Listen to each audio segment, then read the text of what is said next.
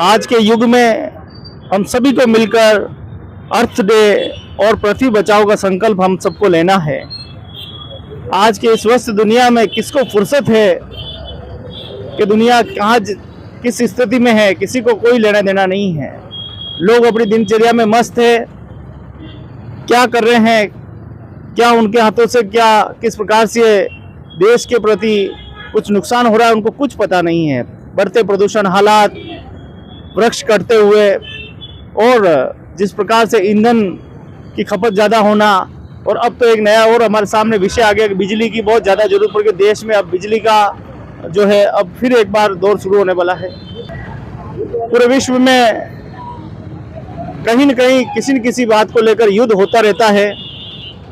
अभी भी देखें तो कई देशों में आज भी युद्ध हो रहे हैं और युद्ध का परिणाम एक ही होता है, विनाश विनाश विनाश। और विनाश ही हमारे संस्कृति को और व्यक्ति के व्यक्तित्व को खत्म कर देता है। आज उदयपुर के RNT मेडिकल कॉलेज के बाहर आप देखें कि आज एक धरना प्रदर्शन आयोजित किया जा रहा है, जिसमें सभी जन संगठन मिलकर इस धरने का जो है संचालन कर रहे हैं। आइए क्या कुछ इस धरने के माध्यम से इस देश और दुनिया को बताना चाहते हैं। संगठन के पदाधिकारी हमारे साथ मौजूद है, तो स्वागत है, अपना परिचय के साथ स्टार्ट करें। मैं मन्नाराम डांगी हूँ। ये नागरिक व जन संगठनों का साझा मंच है और मैं प्रकृति मानव केंद्रित जन आंदोलन का सदस्य हूँ। जो वैसे आज सबसे बड़ा जो खतरा आया हुआ है दुनिया को और पूरी मानव जाति और जीव जगत को, वो पर्यावरण प्रदूषण का, ग्लोबल वार्मिंग का है। और इस पर पूरी दुनिया चिंतित, दुनिया के लोग चिंतित हैं। लेकिन दुनिया के जो शासक हैं और महाशक्तियाँ हैं, वो आम लोगों को युद्धों की तरफ धकेल रही है और 2 युद्ध दुनिया में चल रहे हैं और युद्धों की स्थिति इतनी गंभीर है, भयावह है कि इतिहास में, मानव इतिहास में इतना क्रूर युद्ध कभी नहीं रहा। ये खास तौर से इजराइल पे लोगों को निर्दयता से, क्रूरता से मारा जा रहा है। ऐसी क्रूरता का उदाहरण पूरी दुनिया के मानव इतिहास में कभी नहीं रहा है। तो हम आज उदयपुर के नागरिक व जन संगठनों के जो सदस्य हैं, नागरिक हैं, उन्होंने युद्ध के विरोध में, शांति के पक्ष में, दुनिया में भाईचारा कायम करने के लिए और ख़ास तौर से दुनिया में शांति और भाईचारा पैदा करने की जो जिम्मेदारी यूएनओ को थी, यूएनओ को है।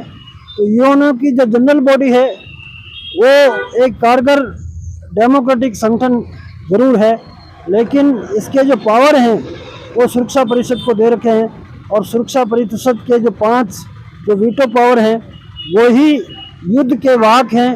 युद्ध के जो वाहक हैं वो आज जो दोनों जगह युद्ध चल रहे हैं उसके लिए खास तौर से जिम्मेदार ये 5 वीटो पावर के जो सदस्य हैं वही जिम्मेदार हैं। और अमेरिका का जो रोल है वो सबसे ही भयानक और दुष्परिणामकारी है। पूरी दुनिया को तबाही की तरफ, युद्ध की तरफ धकेला जा रहा है और तीसरे विश्व युद्ध का भी खतरा दुनिया में मंडराया हुआ है। और इन दोनों युद्धों का प्रभाव आज पूरी मानव जाति पे महंगाई, गरीबी और भूखमरी, बेरोजगारी ज़बरदस्त बढ़ी है और प्रदूषण का जो मामला है वो और गंभीर होता जा रहा है। और इजराइल में लोग जो गाजा पट्टी से लगातार पिछले 6 महीनों से जो वार चल रहा है उससे जो निर्दोष लोगों को, बच्चों को, औरतों को मारा जा रहा है और आज भी हमला जारी है।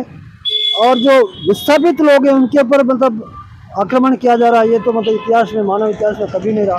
इस तरह का जो एक राष्ट्र अपने को राष्ट्र कहता है और यूएनओ का सदस्य भी है, तो उनको मतलब शर्म भी नहीं आती। और अमेरिका का समर्थन है, यूरोप का समर्थन है, तो ये मतलब बड़ी सोचनीय समस्या है पूरी मानव जाति के लिए, दुनिया के लोगों के लिए। हमने जन जागृति के लिए, युद्धों के विरोध में, युद्धों को रोकने के लिए और 4 मांगे हमने रखी है इसमें। एक तो ये इजराइल तत्काल युद्ध रोके, रूस यूक्रेन युद्ध का शांतिपूर्ण समाधान हो, संयुक्त राष्ट्र संघ के 5 स्थायी सदस्य वीटो पावर समाप्त हो और फिलिस्तीन को मुकम्मल तौर पर राष्ट्र घोषित किया जाए। नरसंहार के जिम्मेदार नेतन्याहू जो इजराइल का प्रधानमंत्री है उसको युद्ध अपराधी घोषित किया जाए और दंडित किया जाए। इन मांगों पर जन चेतना के लिए हमने ये आज धरना दिया है और नागरिकों की जन चेतना के लिए, और हम अपने आप को विश्व नागरिक की पोजीशन में रखते हैं और विश्व नागरिक की को समझ करके ही ये इस धरने का हमने आज आयोजन किया है। तो हम उदयपुर के नागरिकों को, आम लोगों को आह्वान करते हैं कि इस धरने में शामिल हो और युद्ध के विरोध में आवाज़ उठाएं, विश्व में भाईचारा कायम करें और एकता पैदा करें, जिससे जो बुनियादी समस्या है पर्यावरण की उसका हल किया जा सके और एकता और भाईचारे के माध्यम से ही दुनिया को बचाया जा सकता है। और एक वैकल्पिक हमें एजेंडा देना पड़ेगा जो प्रकृति के पक्ष में जाए और मानवता के पक्ष में जाए। मैं अपनी बात यहीं समाप्त करता हूँ। धन्यवाद। बहुत बहुत धन्यवाद मनोराम जी, एडवोकेट साहब। और आप देख सकते हैं कि जन संगठनों के माध्यम से जनता तक और देश और दुनिया तक आवाज़ पहुंचाई जा रही है कि युद्ध का खतरा सिर्फ एक देश में नहीं पूरी दुनिया पर उसका जो है असर पड़ता है और पूरी दुनिया इससे जो है गंभीर हो जाती है, घायल हो जाती है। आप देख सकते हैं कि युद्ध बाहर हो रहा है लेकिन उसका महंगाई का असर हमारे ऊपर भी पड़ता है, मानवता पे असर जो है उसका पड़ता है। कल काल का जन्मदिन भी था और क्या कुछ कहा था काल में, कार्ल मार्क्स जी? नहीं, मूल बात तो ये है कि दुनिया में युद्ध दो तरह के होते हैं। एक वो जो अन्यायकारी युद्ध है और मुनाफे के लिए होते हैं। एक वो जो अन्याय से मुक्ति, शोषण से मुक्ति, लूट से मुक्ति के लिए भी जनता मिलकर लड़ती है। उनको भी कई बार युद्ध करना पड़ता है, हथियार उठाने पड़ते हैं, तो वो न्यायकारी युद्ध होता है। तो इस समय जो युद्ध हो रहे हैं यूक्रेन में और रूस के बीच और दूसरी तरफ इजराइल और फिलिस्तीनी जनता के बीच, हमास के बीच, यूँ समझ लें, तो ये इन युद्धों में अगर देखें तो न्यायकारी कौन है और अन्यायकारी कौन है, तो ये पाएंगे कि इजराइल जब से बना है, अभी नया नया बना है, कोई पुराना नहीं है, 1948 में बना है। बनने के बाद जितनी ज़मीन संयुक्त राष्ट्र संघ और दूसरे देशों की सहमति से उसको मिली थी, उस ज़मीन पे तो वो बैठे ही बैठे, पर उन्होंने जो फिलिस्तीन की दूसरी ज़मीन थी वो ज़मीन भी वो हड़पते गए और उन लोगों को जो है उन लोगों को वहाँ से हटाते गए। और बाहर से भी जितने भी यहूदी थे उन लोगों को ला करके वहाँ पे इजराइल, जहाँ फिलिस्तीन की ज़मीन थी, वहाँ बसाते गए, उनके सेटलमेंट बनाते गए। और स्थिति ये हुई कि ज़्यादातर ज़मीन जो है उन्होंने ले ली, और न केवल ज़मीन ले ली पर फिलिस्तीनियों पर अत्याचार करते रहे। वो किसी भी फिलिस्तीनी को मार देते, किसी भी महिला के साथ कुछ भी कर लेते, बच्चों तक को मारने की घटनाएं हो रही थी।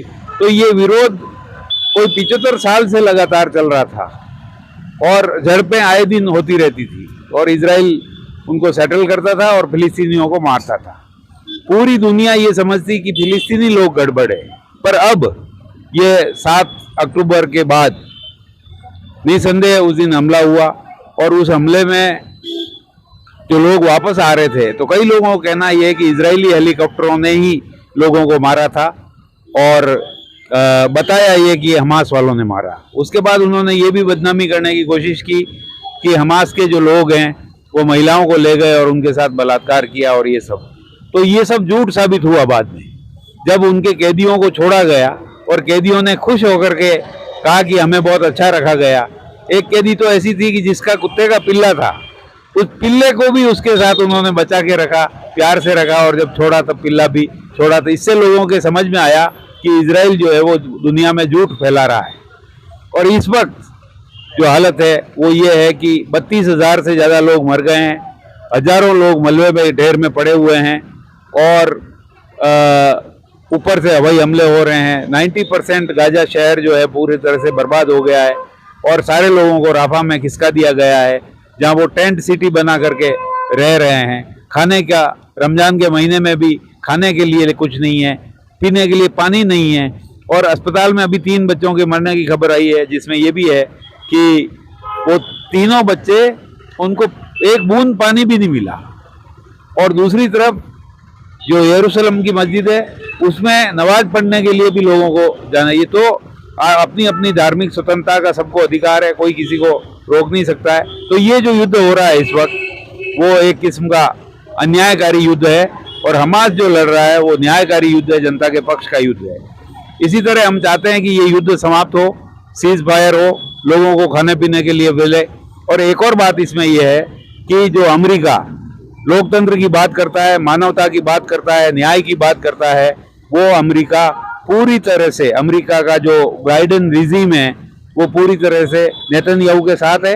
और नेतन्याहू यहूदियों में भी जो कट्टर यहूदी होते हैं, जिनको जियोनिस्ट बोलते हैं, वो जियोनिस्ट है। और इसीलिए उन यहूदियों ने भी अमेरिका में नेतन्याहू का विरोध किया। और पूरी दुनिया की जनता फिलिस्तीन के साथ है। इवन बाइडेन के खिलाफ CIA है, इस वक्त स्टेटमेंट दे रहे हैं, वो सीज फायर जाते हैं।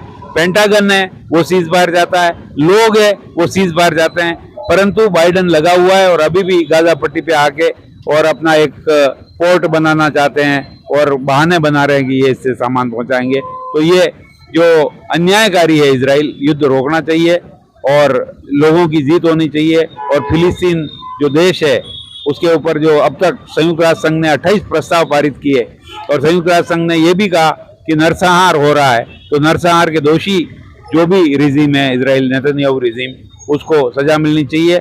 और इस वक्त इजराइल की जनता खुद सड़कों पे सारे रोक रखे हैं। पर आप देखो कि किस तरह से कट्टरवादी तानाशाह, जिस तरह हमारे यहाँ सारे हिंदू एक है पर हिंदुत्व वाले जैसे कट्टर हैं, वैसा ही नेतन्याहू कट्टर है, और वो अपनी ही जनता पे भी लाठीचार्ज वगैरह कर रहे हैं। तो ये हम मानवता के लिए, लोकतंत्र के लिए और अन्यायकारी युद्धों का विरोध करने के लिए यहाँ पर धरना दिया है, और ये आगे भी कार्यक्रम चलते रहेंगे। और ये लड़ाई जो लोगों की है, हमास की जीत विश्व की जनता की जीत है। और यहाँ अगर अमेरिका और इजराइल हारता है तो दुनिया में इनका जो शासन है हमेशा के लिए महाशक्तियों का, वो खत्म होगा और नई तरह का राज्य व्यवस्था बनेगी। और एक और बात है कि यदि इसको हम नहीं रोकते हैं तो तीसरे विश्व युद्ध का खतरा है। हम भले ही शांत बैठे रहें, परंतु हमारे पे भी उसका असर आएगा, जनता पे भी असर आएगा, तेल का भी असर आएगा। इसके लिए हमको सचेत होने की जरूरत है और इस तरह के आंदोलनों को तेज करने की जरूरत है। धन्यवाद।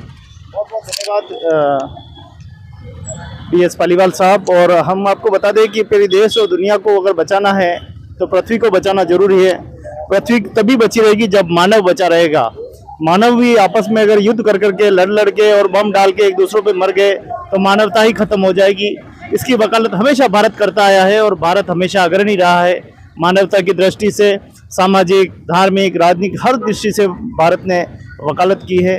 हर उसके लिए आवाज़ उठाई है। जहाँ जनता का हित हो, जनता का फ़ायदा हो, वहाँ हमेशा ध्यान में रखते हुए आवाज़ उठाई और लगातार आवाज़ उठा रहे हैं। और आज ही इसी संदर्भ में ये धरना प्रदर्शन नागरिक एवं जन संगठनों के साझा मंच के संयुक्त तत्वाधान में आज ये संदेश जो है वो दिया जा रहा है।